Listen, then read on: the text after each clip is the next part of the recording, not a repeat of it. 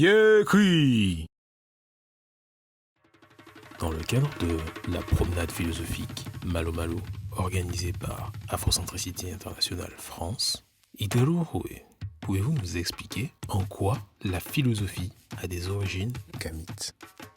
Alors très souvent, quand on entend philosophie, on imagine un discours très rationnel, mais vraiment presque mathématique.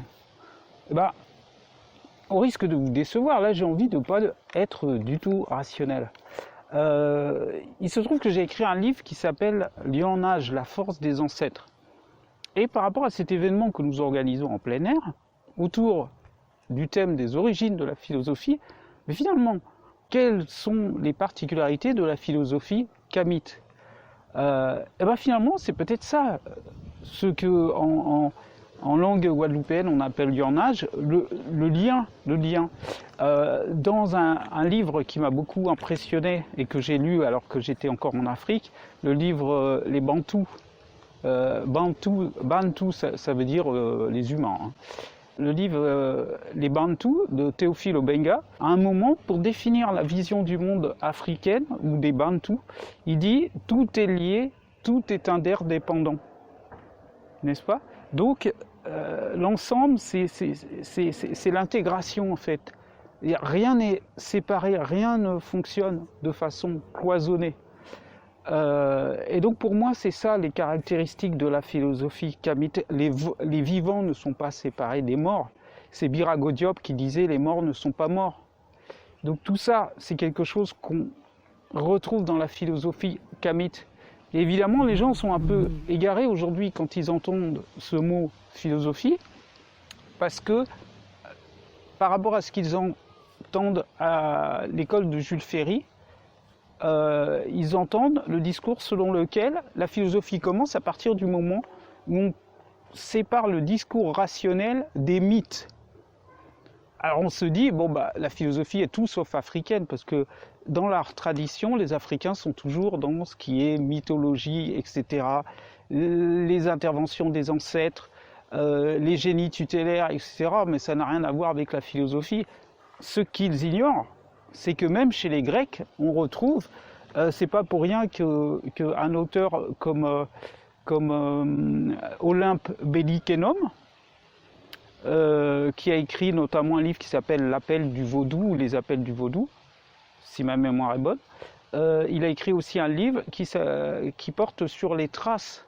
C'est un auteur béninois, enfin de l'ancien Dahomey, c'est un auteur dahoméen. Et Olympe Bellikenum a écrit un livre sur les traces du vaudou dans l'Odyssée d'Homère. Alors vous allez me dire, mais ça part dans tous les sens là, qu'est-ce qu'il nous raconte le frère Itérou? Non, c'est très simple. En fait, je prends un exemple très simple. Socrate, le philosophe grec, avant de mourir, ça nous est dit dans Criton ou dans le Phédon de Platon, avant de mourir, avant d'être condamné à mort, il nous dit « je dois un coq à Asclépios ». Donc je pense qu'il devait sacrifier un coq pour Asclépios, qui est l'avatar grec de la divinité kamite, Imhotep, le père de la médecine. Et est-ce que vous vous rendez compte, en fait, que dans la tradition antique, pas seulement africaine, dans la tradition antique, tout n'est pas séparé. Aujourd'hui, on sépare la philosophie de la médecine, mais ça n'a pas de sens. À l'époque antique, l'un des premiers philosophes de l'humanité connu, je parle de ce qui est connu, c'est Imhotep. Alors, oublions ce que nous avons vu dans le film Le Retour de la momie, parce que là, c'est du n'importe quoi. Moi, je parle d'histoire, je ne parle pas d'Hollywood. Hollywood, c'est autre chose. Imhotep, qui était un kamite, en plus, Imhotep, c'est le premier philosophe répertorié sur le plan historique. C'est quand même 2700 ans avant notre ère. Ça date pas d'hier. Imhotep n'est pas seulement philosophe, il est architecte, il est médecin, et il est premier ministre du roi Djoser. Là, nous sommes à la 3e dynastie kamite, égyptienne. Et donc, on voit qu'à l'époque, tout n'est pas séparé. Pythagore, il est mathématicien, mais il est aussi philosophe. Donc, on ne sépare pas. Et les questions spirituelles ne sont pas séparer des questions de réflexion sur la nature. Alors pourquoi est-ce que nous, Kamites, nous avons besoin, nous, Africains renaissants, nous, Afro-descendants, nous, Afro-caribéens, nous avons besoin de nous reconnecter à une vision qui serait philosophique? Pourquoi ça nous concerne aujourd'hui? Parce que notre peuple a souffert de la colonisation, de la falsification de l'histoire, de la mise en servitude des Africains pendant 400 ans, de leur déportation, du changement de nom.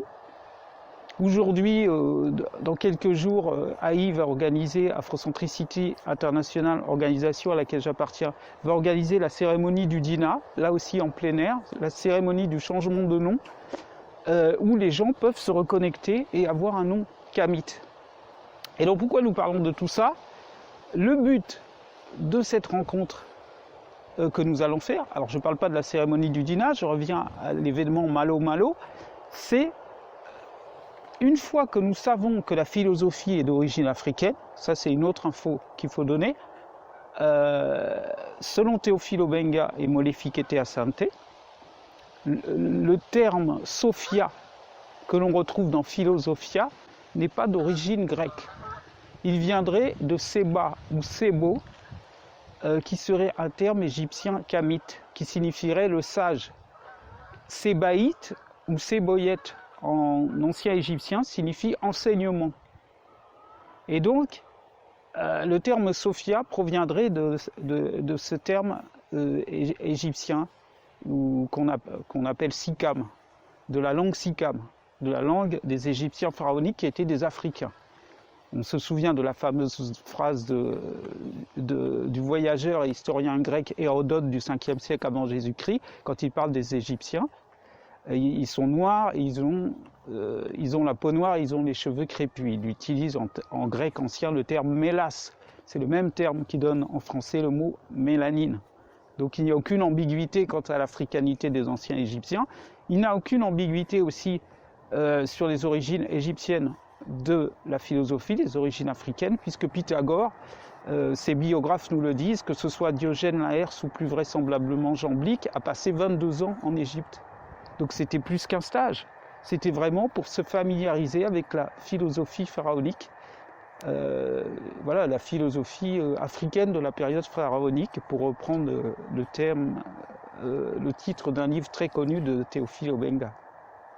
Voilà, donc sachant ce que notre peuple a connu, sachant la situation psychologique dans laquelle nous nous trouvons aujourd'hui, il faut faire de cette question de l'origine africaine de la philosophie un tremplin pour notre épanouissement personnel en tant que peuple et en tant qu'individu, et c'est le but de cette rencontre. Et je terminerai en parlant de Anténor Firmin, qui est un auteur qui m'a beaucoup influencé et impressionné.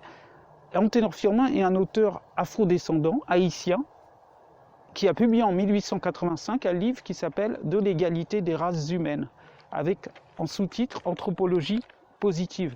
On peut dire que Anténor Firmin, lui aussi, est finalement un philosophe. Il se base sur la science aussi, comme les philosophes de l'Antiquité, pour démontrer que cette théorie des races qui a justifié la rencontre de la conférence de Berlin, où on a découpé le gâteau africain en 1885, eh bien lui, il a publié son livre la même année et il a complètement déconstruit le racisme pseudo-scientifique. Donc au moment où il paradait en Afrique, avec ce découpage du gâteau africain, au moment, je veux dire, où il paradait à Berlin, le racisme pseudo-scientifique était mort-né, terrassé par Firmin. Et c'est là où la cosmogonie de la période pharaonique nous aide à comprendre qui est Firmin. Mais finalement, une image qui peut évidemment bien évoquer qui est Anténor Firmin, c'est l'image qu'on voit sur les stèles, où on voit Seth à l'avant de la barque solaire qui terrasse le serpent Apophis. Et on peut remplacer Anténor Firmin par Seth, alors Seth dans le sens positif du terme, hein, parce que Seth peut être aussi négatif, mais on voit ce personnage, ce néther qui terrasse comment dirais-je, le serpent Apep, ce serpent gigantesque avec le harpon. Eh bien, dans l'invisible, finalement, grâce à son livre scientifique et philosophique, Anténor Firmin a terrassé ce serpent apophyse qui lutte contre la vie. Et donc le but de cette rencontre en plein air, c'est de nous réconcilier finalement avec la vie. Il y a un grand sage kamite de notre période, il est même plus jeune que moi, qui s'appelle Wonkiyama, et qui est un grand enseignant kamite, originaire des terres de l'Ogooué, parce que je ne veux pas dire Gabon, parce que tous ces noms, Gabon, Cameroun, c'est des mots qui ont été créés là aussi pour nous égarer, parce que ça renvoie à rien. On n'est pas des crevettes, on n'est pas des estuaires, on n'est pas des cabans. Et donc c'est simplement pour dire que le sèche Wonkiyama, Ankiman, originaire des terres de l'Ogooué, ou de l'Orooué, nous dit que les Africains ne croient pas en Dieu. Les Africains croient en la vie. Et justement, le but de cette rencontre, c'est de nous réconcilier avant tout et surtout avec la vie, la défense de la vie, les arts de combat, la compréhension de la vie, la philosophie, la célébration de la vie, la danse. Évidemment, le terme philosophie, c'est un terme, comment dirais-je, consensuel, qui suscite la curiosité et qui, en même temps, un terme qui nous est familier. Donc peut-être que derrière le terme philosophie, il y a un terme plus endogène, plus propre à notre culture, y compris la plus ancienne, mais que je ne prononce pas parce que j'aime pas prononcer ces mots-là de façon trop facile, parce que je préfère d'abord parler de philosophie africaine, et ça peut concerner aussi bien les Africains du continent que les Afro-Caribéens. Et ensuite, au fur et à mesure de ce cours interactif que nous allons faire en plein air, on pourra avancer vers la connaissance. Certains se rendront compte qu'ils connaissent déjà beaucoup de choses, mais ce qui nous manque souvent, c'est des gens avec qui en parler de façon bienveillante, même si on n'est pas obligé d'être d'accord sur tout. Et c'est comme ça que se construit une forme de découverte et une découverte de soi-même. D'où vient le nom de l'événement Malo Malo? Oui, alors faire un cours en plein air comme ça, c'est toujours agréable, mais en même temps, ce serait un peu prétentieux de penser que j'y ai pensé tout seul. Non, c'est pas vrai, parce que ça m'a été inspiré par le film de Basek Bakobio, Sango Malo, et c'est pour ça que j'ai intitulé l'événement, on a intitulé l'événement Malo Malo. Alors Malo Malo, par respect pour Basek Bakobio, on n'allait pas non plus l'appeler du même nom que le film. Et Malo Malo, c'est le personnage principal du film de Basek Bakobio. Et tout à l'heure, tu disais, sœur Tamgak, que en fait, tu l'as vu il n'y a pas longtemps, ce film, finalement. Ouais, exactement. C'est un film où j'ai eu l'opportunité de pouvoir le voir il y a quelques semaines. Et j'ai déjà regardé avec mon fils, qui avait 10 ans. Je connaissais pas en fait ce réalisateur et donc du coup pour moi ça a vraiment été une totale découverte. Et ce que j'ai beaucoup aimé en fait dans ce film, c'est qui est ce personnage principal, qui est le personnage principal, donc qui est cet instituteur, donc Malo Malo, et qui se retrouve en fait à être affecté en fait dans un village. Et qui se rend compte que malgré que lui, qu'il ait une formation académique du métier d'instituteur, et que lui, il n'a pas envie de faire des choses comme ça, parce que finalement, il y a vraiment une différence entre ce qu'ils apprennent en fait à l'école, en tant que premier instituteur, et la mise en pratique en fait sur le terrain, et qui sont à 10 millions en fait des réalités des personnes en fait. Et donc c'est pour ça que moi j'ai beaucoup aimé comment Sango Malo se met vraiment à la portée en fait de ses élèves. Et les classes en plein air, oui. C'est ça m'a énormément marqué. On en a parlé tout à l'heure. Il a aussi, ça par contre on n'en a pas parlé tout à l'heure, il a aussi créé, le personnage de Malo Malo crée une coopérative de villageois aussi. Oui. Donc c'est une vraie révolution, une révolution qui n'est pas hyper spectaculaire, mais qui est énorme dans les actes qu'il pose. Et le personnage est d'une simplicité. C'est vraiment la personne la plus simple, la plus accessible, mais finalement qui sait exactement où il va. Exactement. Et c'est le genre de personne qu'il nous faut et le genre de héros dont il faut s'inspirer. Et c'est pour ça que le film est génial. Et c'est ça finalement qui m'a fait penser au fait de faire un cours en plein air. parce qu'en fait, lui, il arrive dans une ville, et dans un village, plutôt, c'est un village, où à l'école, c'est vraiment, tu en parlais tout à l'heure, une école de type colonial basée sur la contrainte. Les écoliers n'ont pas droit à la parole, ils sont toujours assis, enfermés dans des classes sombres, et le directeur d'ailleurs incarne ça avec son costume. Alors il fait chaud là-bas, mais costume, et coincé, cravate, et puis fermé, le dernier bouton est fermé. Et évidemment, il n'apprécie pas du tout le travail de Malo Malo. Ouais. Oui. Et donc,